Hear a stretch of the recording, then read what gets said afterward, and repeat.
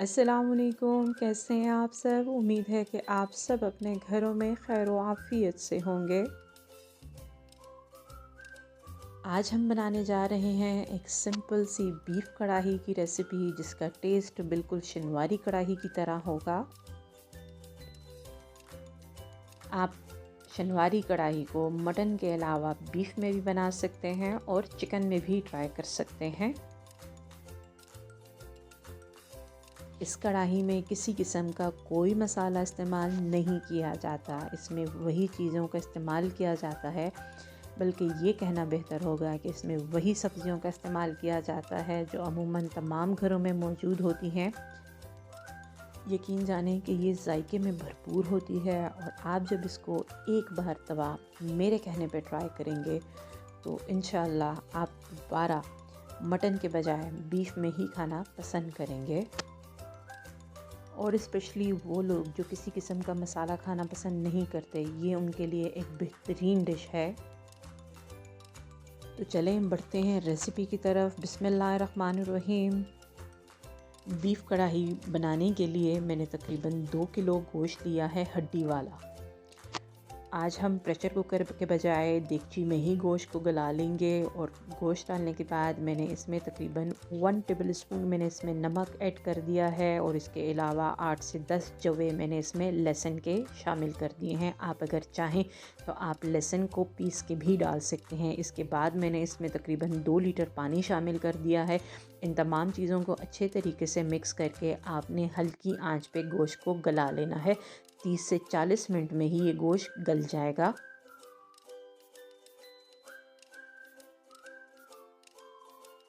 तकरीबन 40 मिनट हल्की आंच पे पकने के बाद ये गोश्त हमारा बिल्कुल गल चुका है। अब हमने गोश्त को चेक करने के बाद आपने इसमें मज़ीद इंग्रेडिएंट्स शामिल कर देने हैं। ध्यान रहे कि आप जब बीफ कढ़ाई बनाएं तो इसके लिए बोनलेस गोश्त का इस्तेमाल नहीं कीजिएगा। इसमें हड्डी वाला गोश्त ही अच्छा लगता है, इससे इसके जायके में भी इजाफा हो जाता है। गोश्त हमारा अच्छी तरीके से गल चुका है। आंच को आपने बढ़ा देना है कि इसमें मौजूद पानी खुश्क हो जाए। जैसे ही पानी थोड़ा खुश्क हो जाता है तो हमने इसमें 6 से 7 इंच का अदरक का टुकड़ा शामिल कर देना है। अगर आप टेबल स्पून के हिसाब से देखें तो मैंने इसमें तकरीबन 2 से ढाई टेबल स्पून अदरक इस्तेमाल की है। अमूमन घरों में अदरक के इस्तेमाल से बच्चे थोड़ा इरिटेट होते हैं और अगर आप चाहें तो आप इसमें अदरक को पीस के भी इस्तेमाल कर सकते हैं। इस कढ़ाई में हमने अभी तक सिर्फ नमक का, लहसुन और अदरक का इस्तेमाल किया है, लेकिन इसकी खुशबू ने भूख को बढ़ा दिया है। आप सब मेरे कहने पे एक बार ज़रूर ये बीफ कढ़ाई ट्राई कीजिएगा। आंच हमने बढ़ा दी है कि गोश्त हमारा बिल्कुल गल चुका है और हमने इसमें मौजूद यखनी को थोड़ा सा खुश्क करना है। तकरीबन 10 मिनट तेज़ आंच पे पकने के बाद हमने इसमें टमाटर प्यूरी शामिल करनी है। टमाटर प्यूरी का इस्तेमाल मैंने इसमें तकरीबन 8 से 10 टेबल स्पून किया है। आप अगर प्यूरी का इस्तेमाल ना करना चाहें तो इसमें आपने 8 से 10 अदद टमाटर काट के शामिल कर देने हैं।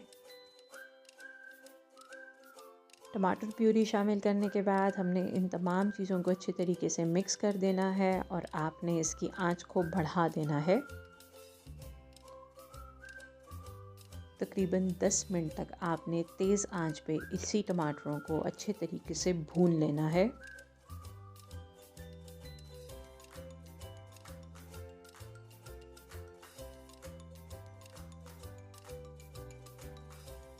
जब ये टमाटर अच्छे तरीके से भुन जाएं और इसमें से आपको बेहतरीन सी खुशबू आना शुरू हो जाए तो तब आपने इसमें तकरीबन 1 कप जितना घी का इस्तेमाल करना है। आप अगर चाहें तो आप ऑयल का इस्तेमाल भी कर सकते हैं या आप देसी घी या बटर का इस्तेमाल भी कर सकते हैं। घी शामिल करने के बाद आपने इसको मज़ीद 10 मिनट तक भून लेना है। तकरीबन 10 मिनट के पकने के बाद आपको घी जब ऊपर नज़र आने शुरू हो जाए तो आपने इसमें 8 से 10 अदद हरी मिर्चें काट के इसमें शामिल कर देनी है। हरी मिर्चों का इस्तेमाल टेस्ट के अकॉर्डिंग है, आप अगर चाहें तो आप इसको बढ़ा भी सकते हैं।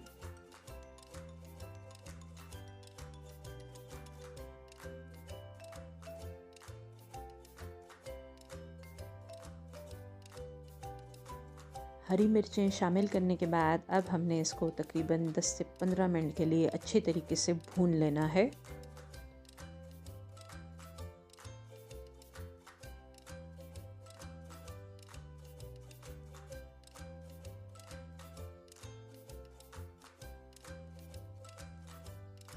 गोश्त हमारा अच्छे तरीके से भुन चुका है, इसमें मौजूद घी हमें नज़र आने शुरू हो चुका है। अब हमने आखिर में इसमें हाफ़ टी स्पून कलवंजी का शामिल करना है। कलवंजी का इस्तेमाल आपके टेस्ट के अकॉर्डिंग है, आप अगर चाहें तो आप इस्तेमाल करें। मैं हर खाने में कलवंजी का इस्तेमाल ज़रूर करती हूँ। कलवंजी के अलावा हमने इसमें 6 से 7 अदद नींबू काट के इसमें शामिल कर दिए हैं।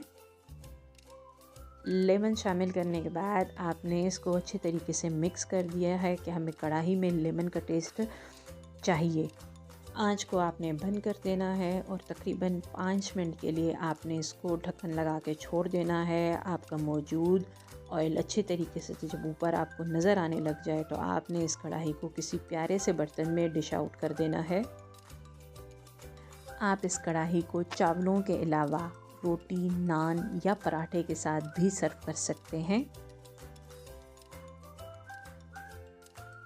मुझे उम्मीद है कि आपको ये रेसिपी ज़रूर अच्छी लगेगी और आप इस रेसिपी को ज़रूर ट्राई करेंगे। आप जब इस रेसिपी को ट्राई करें तो प्लीज़ कमेंट्स के ज़रिए अपनी राय का ज़रूर इजहार करें। मेरे चैनल को सब्सक्राइब कर दें, बेल आइकन को प्रेस कर दें। बेल आइकन को प्रेस करने से मेरी जब भी नई वीडियो आएगी तो सबसे पहले आपके पास नोटिफिकेशन आएगा। अपने दोस्तों और प्यारों के साथ शेयर करें। मुझे अपनी दुआओं में याद रखें। मिलते हैं एक नई रेसिपी के साथ। शुक्रिया। अल्लाह हाफ़िज़।